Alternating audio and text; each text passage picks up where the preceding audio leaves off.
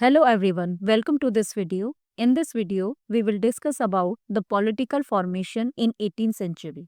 In this video, we will learn about the changes in political situation of India. So, let's start.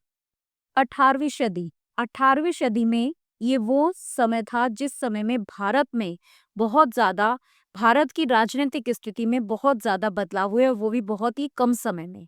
ये कम समय का मतलब क्या है कि यहाँ पर हम बात कर रहे हैं 1707 से लेकर 1761 तक का समय, जिस समय में कई सारी न्यू पॉलिटिकल पावर्स का डेवलप हुआ, कई सारी न्यू पॉलिटिकल पावर्स का राइज हुआ और इसके कारण न्यू इन किंगडम्स का डेवलपमेंट शुरू हुआ। तो यहाँ पर हम बात कर रहे हैं 1707 से लेकर 1761 तक के समय की। 1707 भारत के इतिहास में एक महत्वपूर्ण साल माना जाता है। क्यों? क्योंकि इस समय में मुगल साम्राज्य के सबसे पावरफुल रूलर जिसका नाम था औरंगजेब, उनकी मृत्यु हुई थी। और 1761 जिस समय में भारत में पानीपत की तीसरी लड़ाई यानी कि थर्ड बैटल ऑफ पानीपत हुआ था, ये दोनों ही ईयर हमारे इंडियन हिस्ट्री में काफी इम्पोर्टेंस रखते हैं। तो आइए जानते हैं हम किस प्रकार से नई राजनीतिक शक्तियों का उदय हुआ।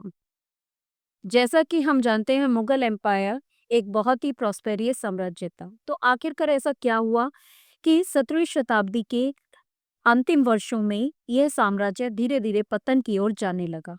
तो आइए जानते हैं इसके कुछ कारण, जिसमें कि कुछ महत्वपूर्ण कारणों में से एक कारण है औरंगजेब का लगातार युद्ध लड़ना। औरंगजेब दक्कन साम्राज्य को पाने के लिए, अपने राज्य की सीमा में मिलाने के लिए उसने काफी लंबे समय तक लड़ाई की, जिसके कारण उसका फाइनेंशियल रिसोर्स और मिलिट्री रिसोर्स क्या होने लगा, काफी हद तक खत्म होने लगा। जिसका दूसरा मुख्य कारण था लेटर मुगल्स। तो आइए जानते हैं पहले लेटर मुगल्स कौन थे।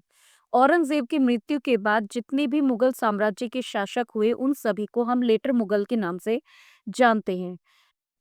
लेटर मुगल्स के शासन काल में एम्पायर की एडमिनिस्ट्रेटिव एफिशिएंसी खत्म होने लगी थी, जिसके कारण मनसबदारों की पावर बढ़ने लगी और नोबल्स ज्यादा पावरफुल होने लगे।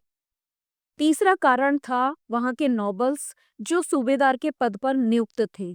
ये सभी वहां के फाइनेंशियल और मिलिट्री पर अपना नियंत्रण करने लगे, जिससे उनकी पॉलिटिकल, इकोनॉमिकल और मिलिट्री पावर बढ़ने लगी और जिससे प्रांतों पर नियंत्रण करना लेटर मुगल्स के लिए बहुत मुश्किल कार्य हो गया, जिसका एक परिणाम निकला कि मुगल साम्राज्य में राजस्व यानी कि टैक्स की कमी होने लगी।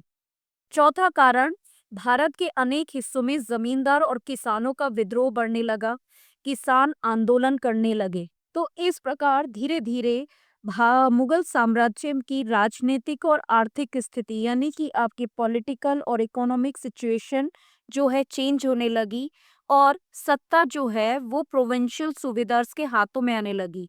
वहाँ के लोकल लीडर्स जो थे वो अब ज्यादा पावरफुल होने लगे और औरंगजेब के उत्तराधिकारी, जिन्हें कि हम लेटर मुगल के नाम से जानते हैं, वो इन बदलावों को रोक सकने में असमर्थ थे, जिस कारण से भारत की राजनीतिक स्थिति में बहुत सारे बदलाव देखने को मिले।